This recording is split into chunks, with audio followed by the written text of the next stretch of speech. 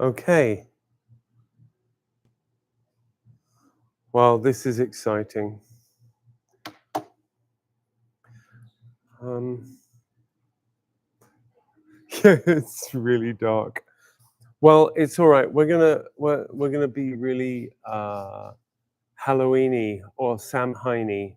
It's all gonna be very dark and dingy in the world of Dart this morning.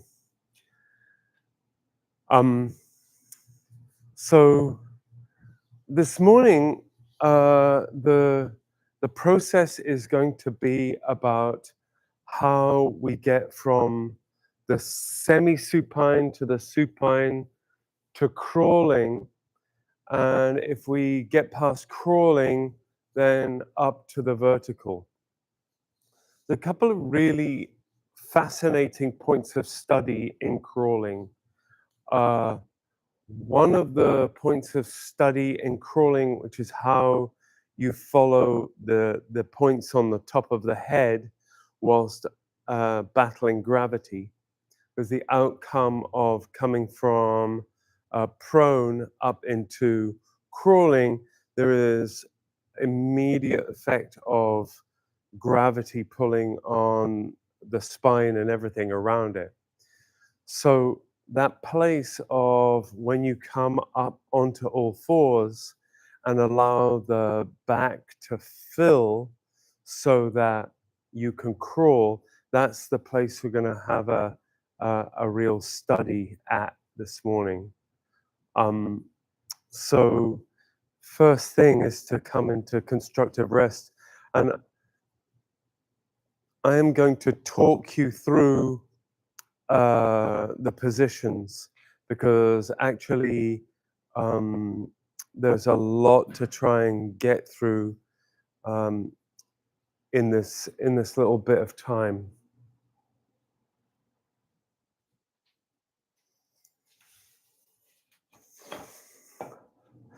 I would say the most fascinating aspect of this is the nature of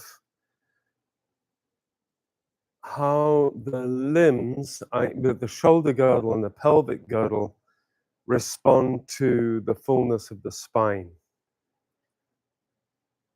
And um, when we're lying on the floor, particularly in semi-supine, and we begin to engage the arms and let the weight sink down, the pectorals release as a result, or that you sink the pelvis in order to have the knees raise, there is an aspect of that in the process of crawling, and then we're going to replicate that same process when we come up into standing. So I think probably one of the focuses in semi-supine, after we've gone through the 13 points of anchoring and support, after that will be to have a mind to what releases as we let the weight of the limbs sink into the shoulder girdle or the pelvic girdle.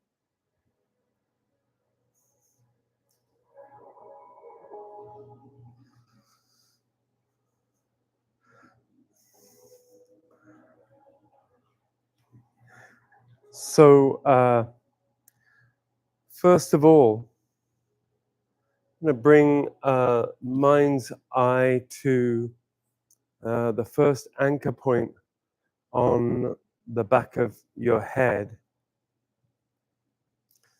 And in letting the weight of your head connect to the block on the floor,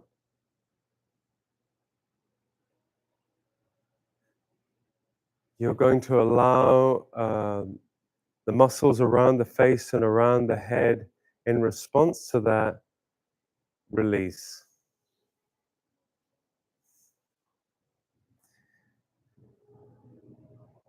Which includes the top limb, the jaw.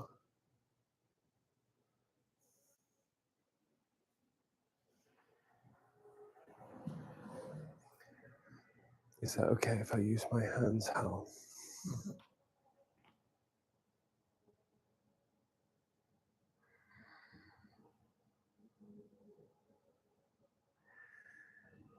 It also gives permission for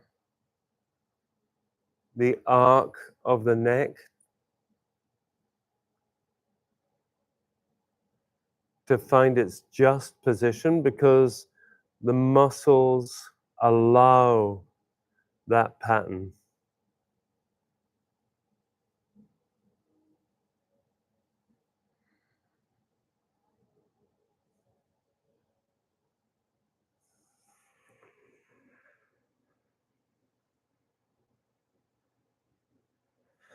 And then bringing the mind's eye to the 2 points of the shoulder blades coming in contact with the floor,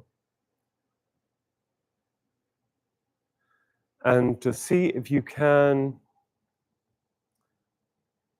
track what releases as a result of that around the shoulder girdle, but also the connection between those 2 points and the point of the back of the head.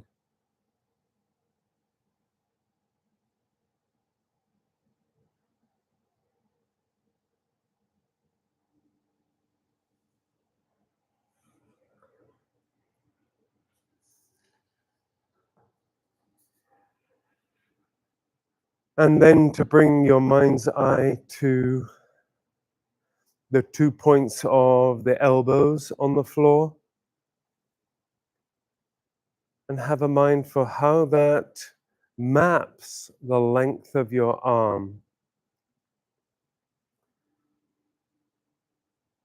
from the clavicle, the collarbone, to the elbow, and also then the elbow to the end of the long finger. Is that okay if I use my hands? Yes. And that invitation isn't a I am stretching that, unless that movement informs you somehow about the possibility of release.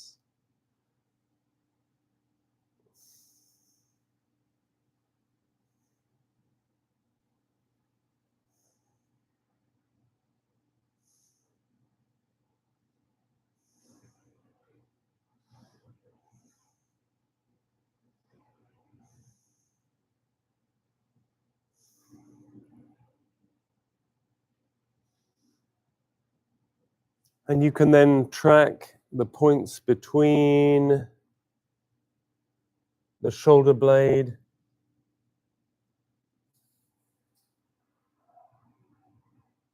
the elbows, the lengthening digits, and the point on the back of the head. And of course, using your breathing, so on the in breath, you are tracking your system for tension, and then on the out breath, you allow that to melt into the floor. And on the out breath, you can also, with your hands resting on the low part of your ribs, that can also encourage the end point of a sigh, so that the rib cage is allowed to melt into the floor.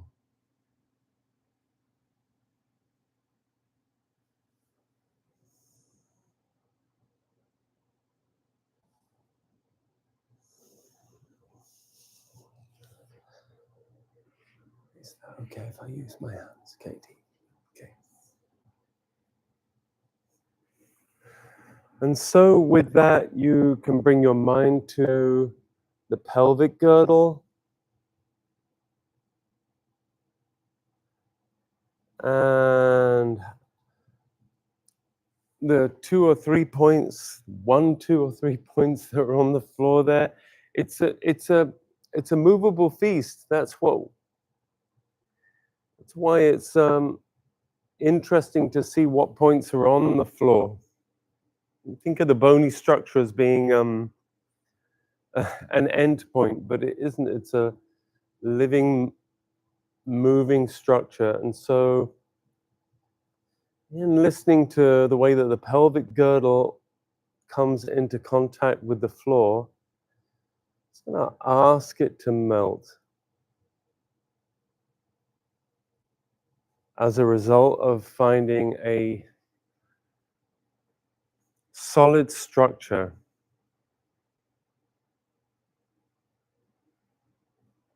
a supportive structure, becoming conscious of the support of the planet.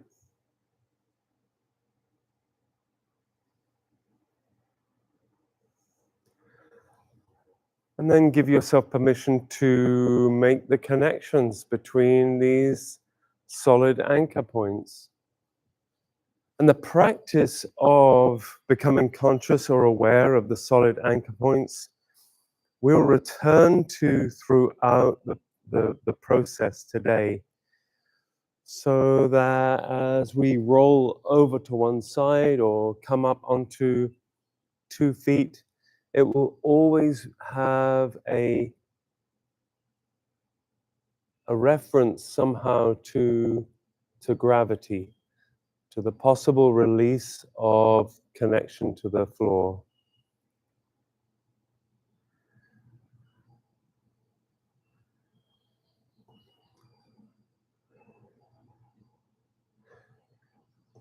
And of course, speaking of standing, you bring your mind to the 3 points of each foot.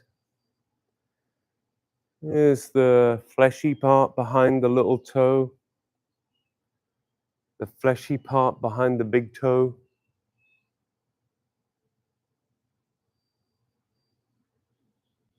and the heel.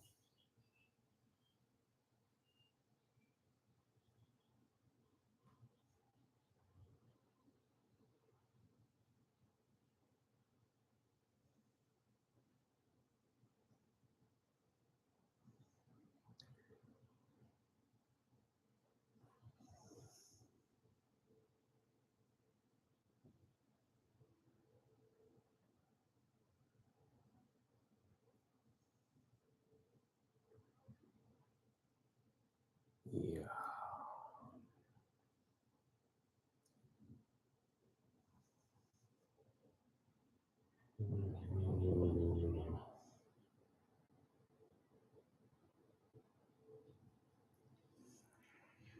You can make connection between how the lower part of the leg comes into the foot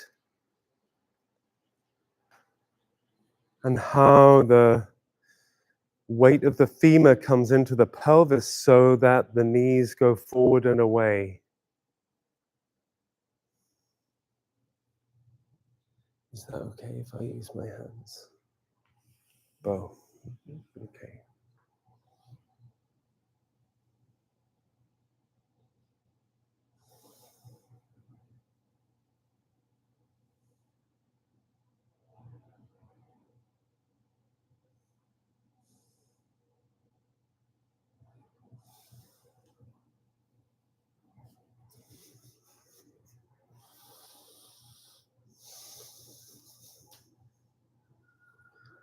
So in making these connections, then have a mind for how long your spine is.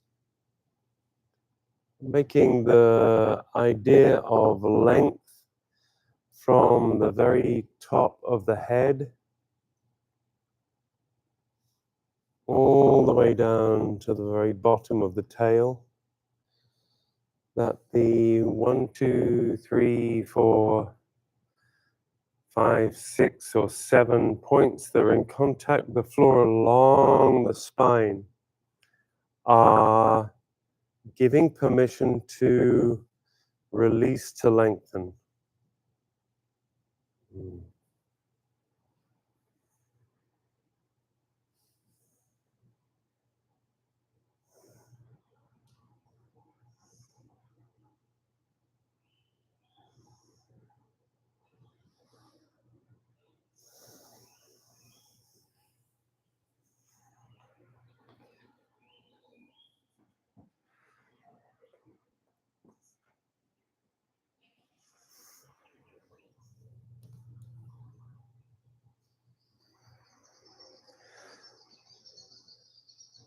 And so we're going to move into the first of the positions of exploring the limbs. So I'm going to let the very ends of the fingers begin to sense the ceiling here, or sense the sun, or whatever it is that allows the fingers to grow away, to begin to stack upwards.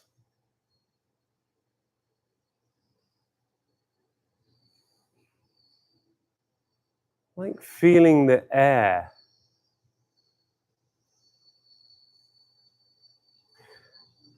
And having the opposite being true of the elbow, that the elbow is grounded somehow.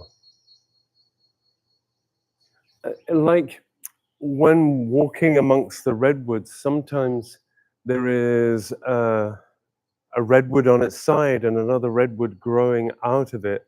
So the elbow is like growing out of the redwood of your upper arm. Mm. Great exploration of stacking. Beautiful. Yes. And you can let the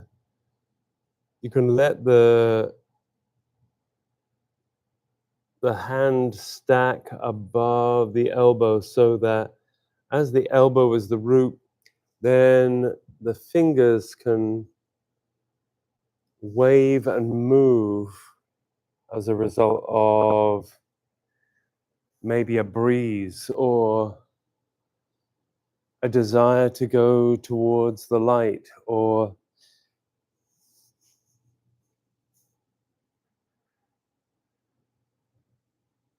they are feeling towards food, or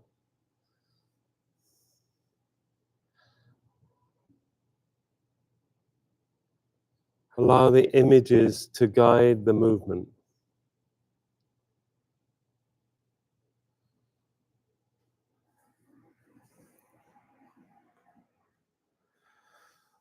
So an interesting aspect of this is to feel the negative space of the fold of the elbow. So the elbow, that space, that quiet emptiness has a fullness that has volume, not capacity.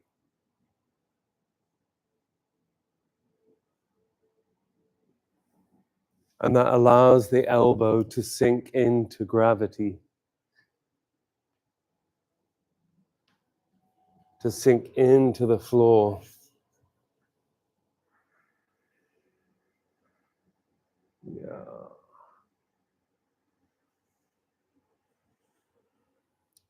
And let the fingers come off balance, perhaps towards you a bit, and that will allow the beginning of the elbow to come up off the floor.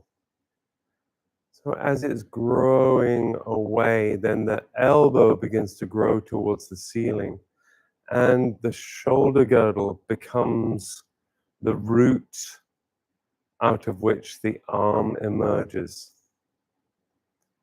Yeah.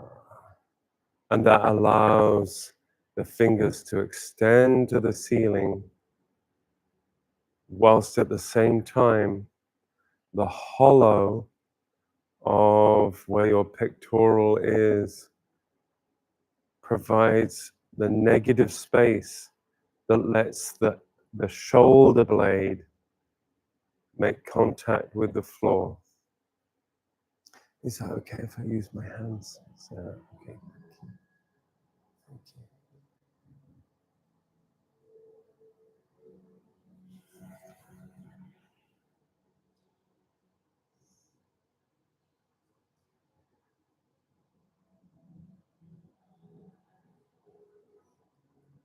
And I invite you to let the fingers of both hands seek each other. So eventually the tips of the fingers will come together.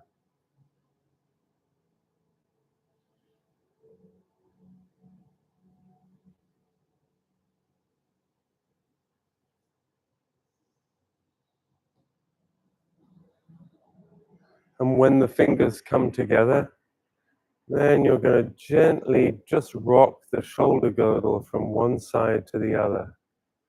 So you'll feel the back widen. And because you have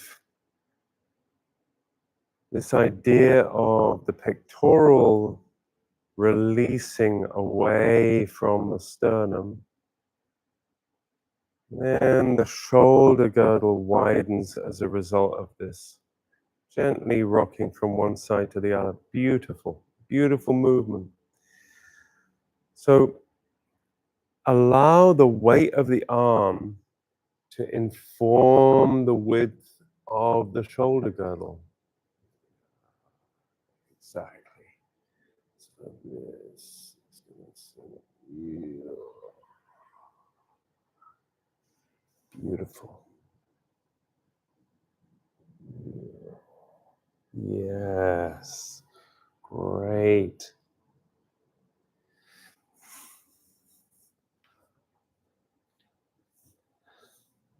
And then let the arms come back up to vertical.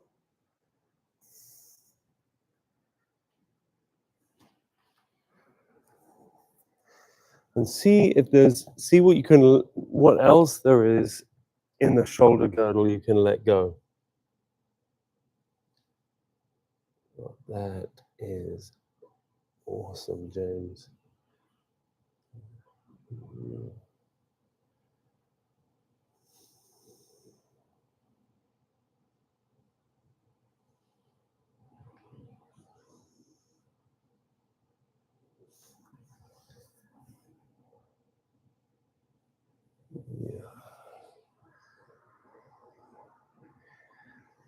Yeah.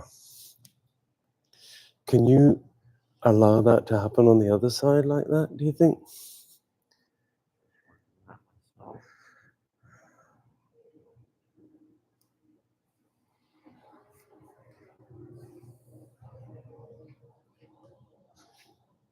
Very nice.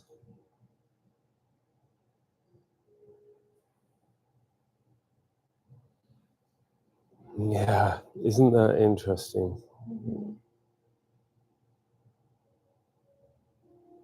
Yeah. And then release the back part of it, but not the front part of it. Yeah. So I'm going to propose that this is not easy. I'm going to say there's a whole load of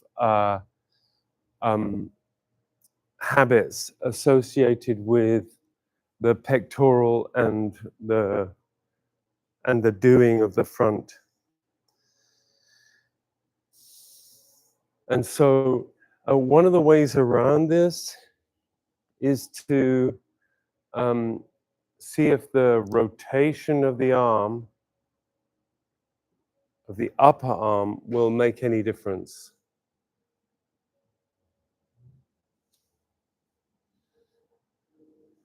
Yeah, that was a freaking awesome adjustment. How that was superb.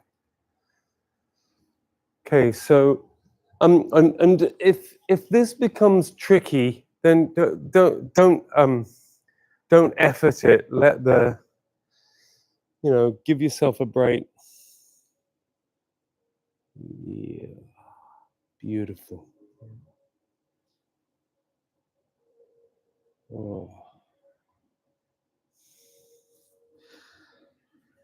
And then just allow the elbow to come back into contact with the floor. Or if you want to continue exploring this for a bit more, that's all good. But then let the elbow come down and then let the fingers come down and rest onto the rib cage. And so just going to do a little bit of this with the raising of the legs here. So what you're going to do is you're going to have in your mind's eye the sinking of the pelvis into one side. You're just going to watch what happens to the structure of the pelvis as a result. And then you're going to sink down on the other side and see what happens as a result. So it's an invitation, rather, that the weight of the upper leg invites rotation or sinking of the pelvis. I'm going to give you a little bit experience of this. So,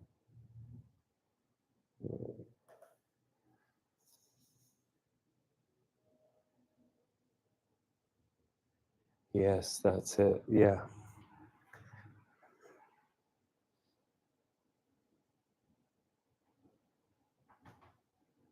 And so the idea is that if you want to raise a knee up off the floor and the foot correspondingly off the floor to let the foot dangle,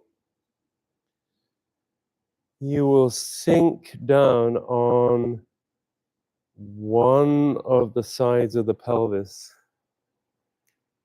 the opposite side of the knee that you want to raise, and then sink down on the side that you wish to raise. And so it is like the rocking motion of the shoulder girdle. You're letting the knee come away as a result of sinking. That was really fine movement. Yeah. Yes. So how much can that sink in?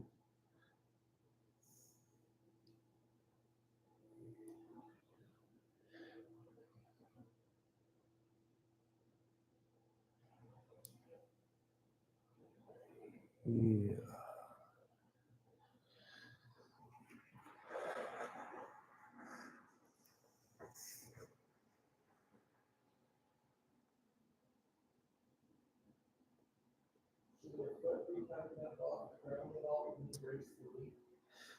If possible, yes. And it's just to see what's really fun about this is how dangly is the foot. So if you trick yourself into the way you'd normally just lift your leg off the floor, yeah, then exactly, just lift your leg off. You feel how there is a spasm that goes through the system. And it also, if you then spasm that leg up and try and dangle the foot, you'll feel that, yeah, it's beautiful, Katie. That's so good. So in this, because you're using the support of the gravity, giving the anchor points and the knowledge that those are the levers by which the leg moves, then that knee may float up and the foot can kind of dangle. The knee doesn't have to come too far off the floor either. But you can use this in Pilates. If you do Pilates, you can use the same concept.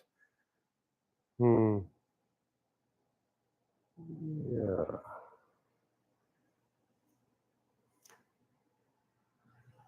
And I don't know whether it's paradoxical, but counterintuitively, if you sink into the pelvis and the knee comes away from the floor, you can sink one side, then the other, and lo and behold, both knees will come off the floor. Yeah.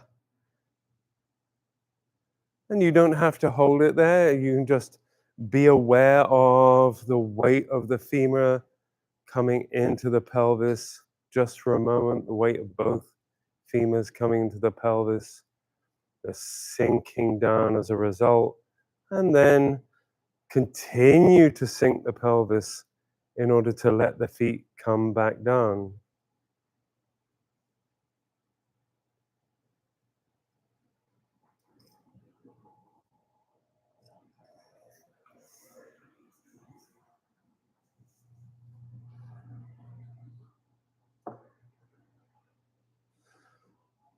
Okay, so you have some idea of the power of that negative space, the negative space that's around the pectorals, the negative space that's around the folds of the elbows and the knees, and the negative space that exists here in the pelvis.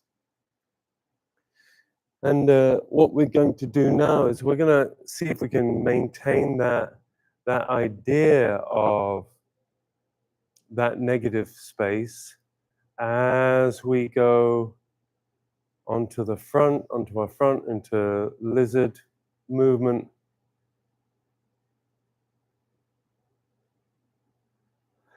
And then also as we come up.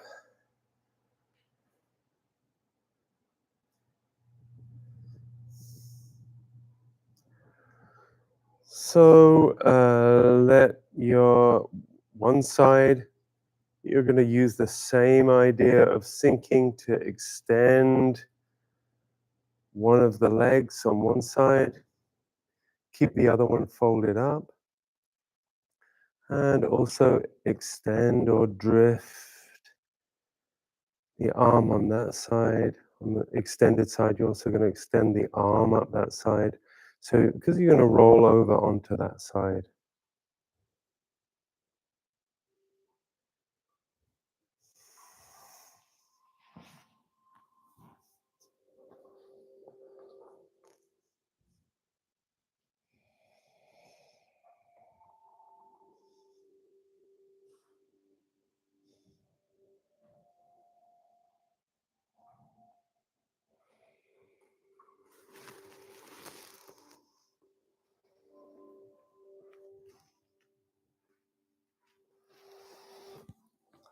And then let's see something wonderful over the side of the extended arm, or smell something wonderful. There's a smell of stew. Yes. And you're going to just allow that look to then guide the heart, to then guide, yeah, and roll over to that side. And on that side, you're just going to have a little rock backwards and forwards.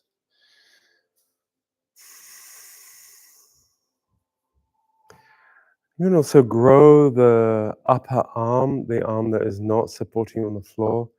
The upper arm, you can extend that up to the ceiling and play with the weight of the arm that goes through the shoulder girdle. Yeah, just give yourself a reminder of that. And then you're going to bring that down with the elbow of the upper arm onto the floor, and then let the knee of that side come into contact with the floor. So you're almost into a lizard. Yeah. Yeah, really let that relax. Now in this position, the upper knee and the upper arm in this lizard pose, it's almost crawling. It's like quarter way into between the full rotation. So then you're gonna just let the arm and from the elbow into the shoulder girdle and the knee into the pelvic, uh, the pelvis there, that connection there, you're going to just sense connection or integration. So the weight, gravitational weight there is introducing integration. Maybe I'll give you a little bit of that. So it's this, yeah. It is a sensation of integration. Yeah.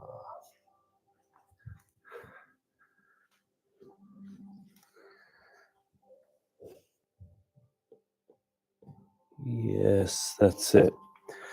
And so then from there,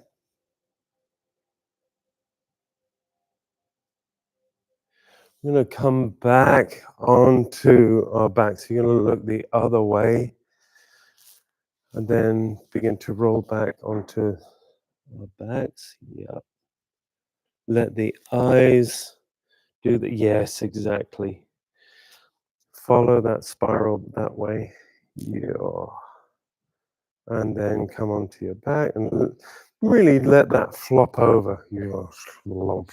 Yeah. There's something about flopping over which is useful. Yeah. And then you're going to fold the other knee up and you're going to roll over onto the other side. You see something wonderful on that side. Yeah. Give yourself a rock on that side before going into the extended position. That's just to remind you of the side of your body. Yes, very nice. Letting that whole side give permission for lengthening.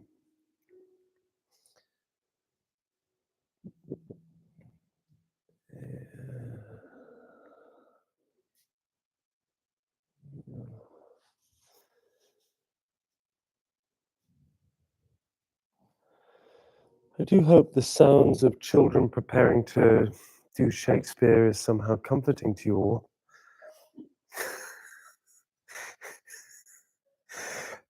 And then let that arm drift upwards just so as you feel the integration of your shoulder girdle on that side.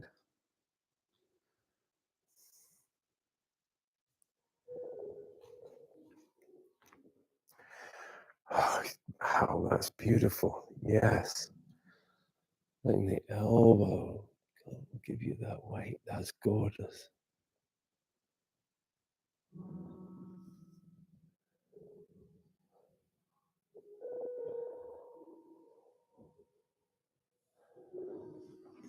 Yeah.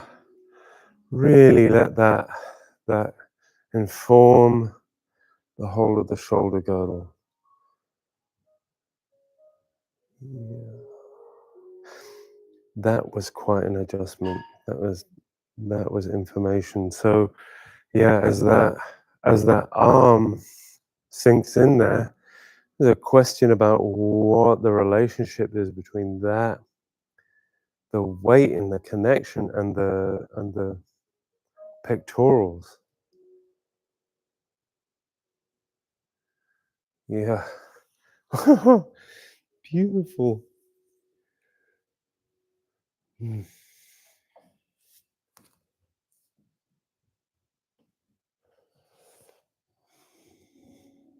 Yeah.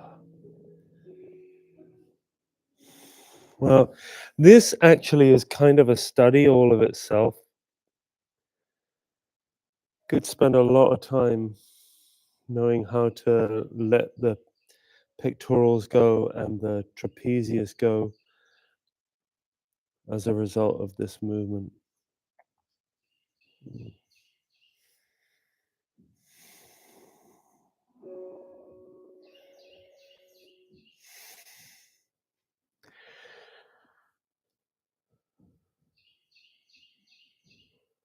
Okay, and yes, certainly bring your elbow down in that position.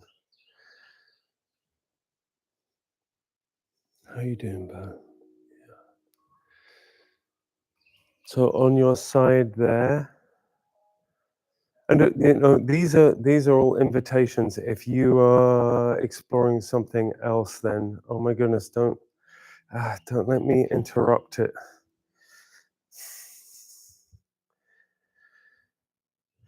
Yeah.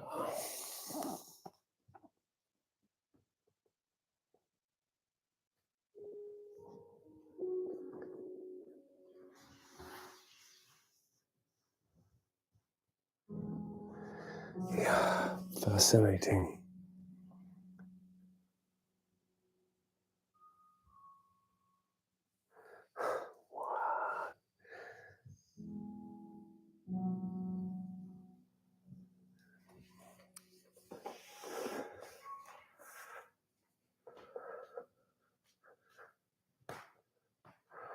And then come into fully prone. Is that okay if I use my hands? Mhm.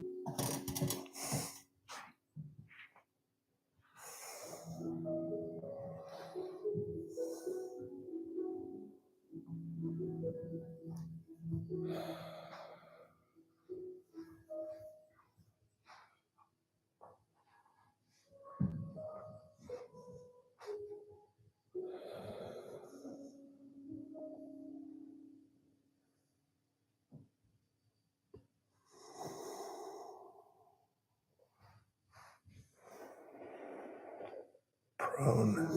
Rolling. Yeah, it's face down. 1 second. Let me just do it.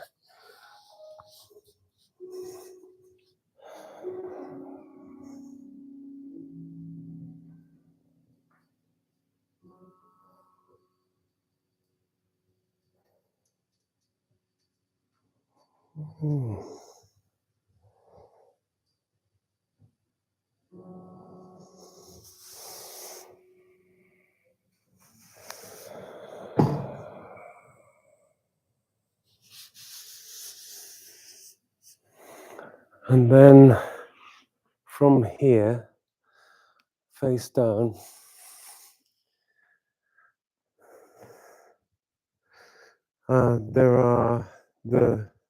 there's the extension of one arm and the folding of one leg.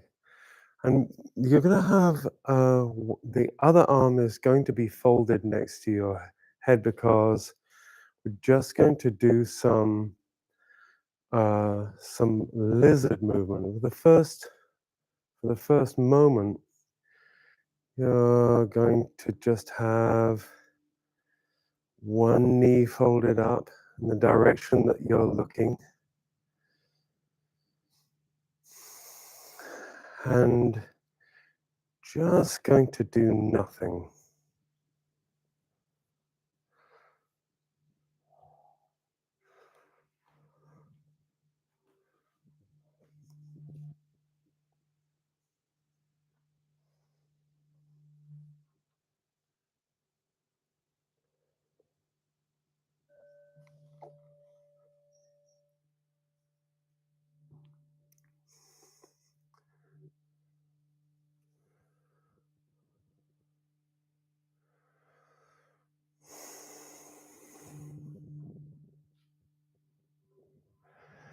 Really, really nothing.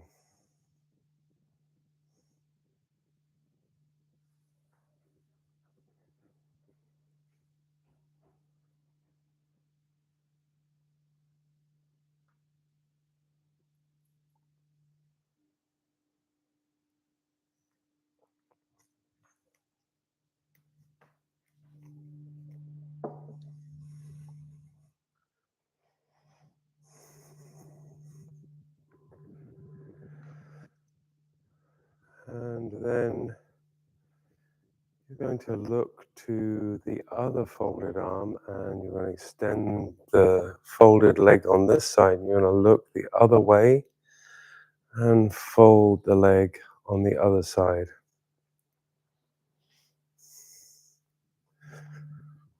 I'm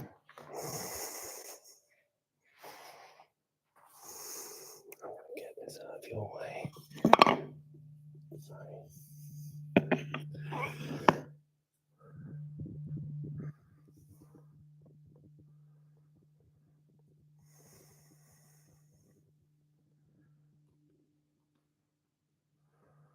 And on that side, you're going to be absolutely free of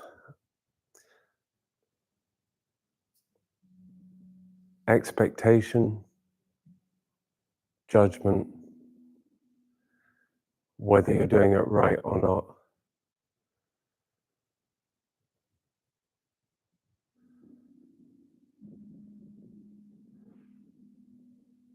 Aches, resistances, questions.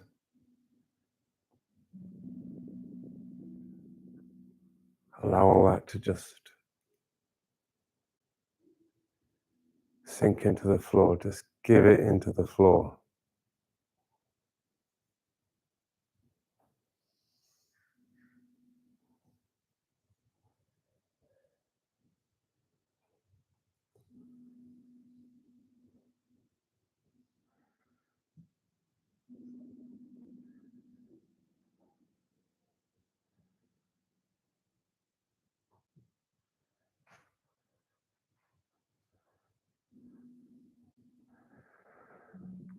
And you're going to rotate the head and look onto the other side.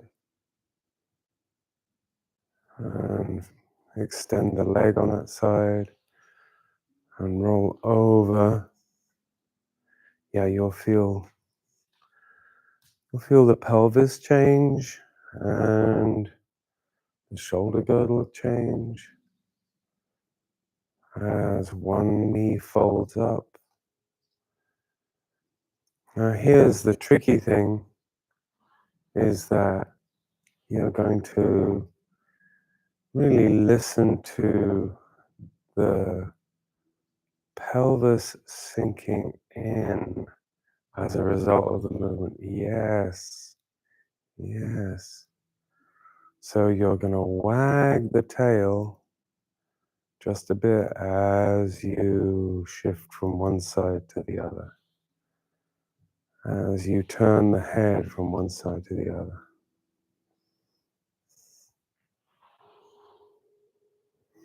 Yeah.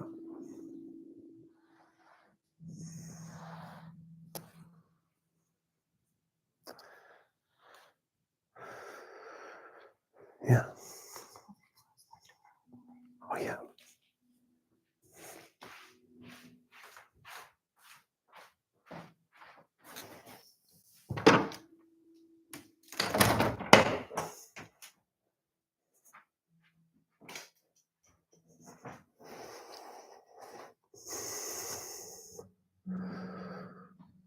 And so as you fold, just allow the fold to just be a little bit more, and the fold of the elbow to be a little bit more under the shoulder girdle, so it begins to come into a little more weight support. And as that weight support comes, yes, you begin to let the fingers and the palm become the support out of which the shoulder arises. Yeah? Now here's the tricky thing. The hollow of the pectoral and the hollow of the pelvis does not mean that the spine gets left behind. The whole of the spine has the hollows that go all the way up to the primary curve of the back of the head. So as you begin to crawl higher and higher, yep, and eventually come onto all fours, the back is magnetized to the ceiling and fills, yes, beautiful. Yes, and fills them, yes, exactly. And the top of the head has two eyes, yes. And when you get onto all fours, just let the body sit and consume the weight down through the supporting limbs. So the weight here is making that integration with the pelvis and the integration with the shoulder girdle.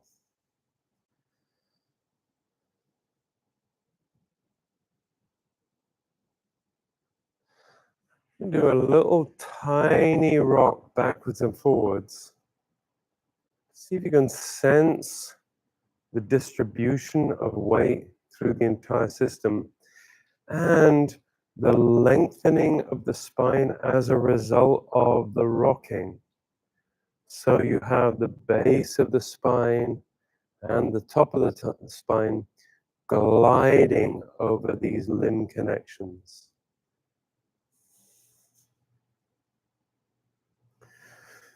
Great. Oh, I'm just going to have that. Yes. Yeah.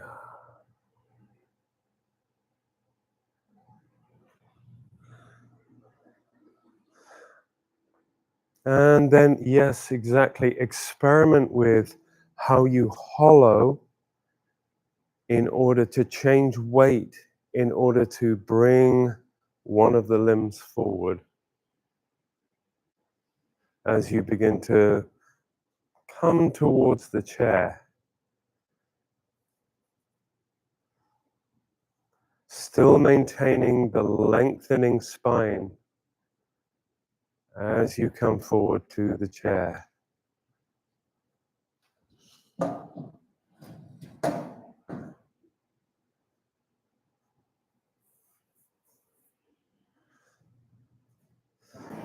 You see, the tricky thing here is that as you find the support of the chair, there is the habit of going to grab the chair. And see if you can sink in order to allow the elbow to fold, in order to allow the elbow to translate the weight. And they're all anchor points as you ascend.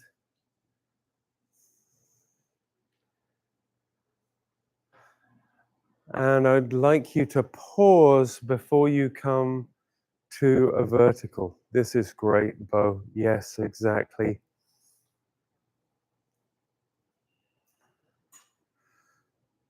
Let's see if I can flip this around for you. See if you can pop your hand onto the, and just have the flip of that chair when you're in that position. Yeah, flip it around. It's the example. So you can flipper it around, yeah. So when you get to the higher place, here is the thing now, in this folded position, this is called a position of mechanical advantage. Let's see if you can stack the knees over the heels and stack the pelvis over the knees, over the heels. And when you stack the pelvis, say, yes, exactly. See if you can find this release in the pelvis. You're going to find that fold in the pelvis. Yes. So, yes, exactly. So, the whole of the system of the spine comes over the stacked pelvis.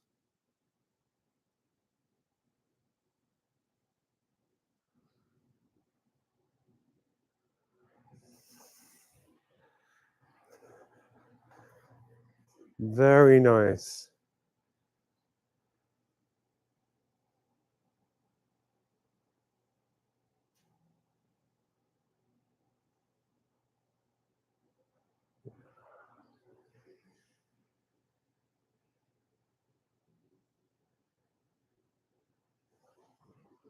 Yeah. Take a few steps back away from the chair. Yeah. Continually finding the hollows. How, if you take that step, how you bring to mind the hollowing on the floor of how you move the knee.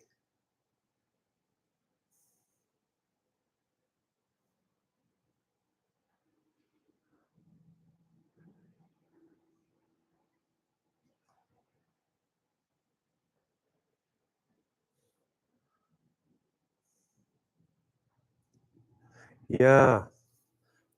Great. Wow. You guys are looking great. That's awesome. And then taking a few steps forward. And here's the tricky thing. Before you take, or you've taken one step, take that moment to feel the hollow.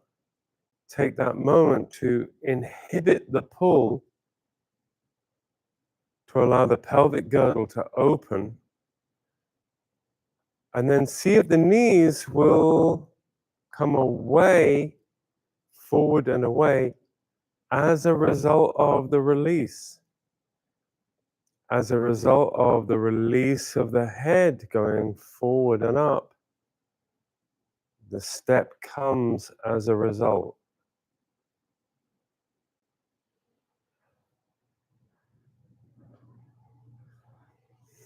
Yes. Yes. Yeah.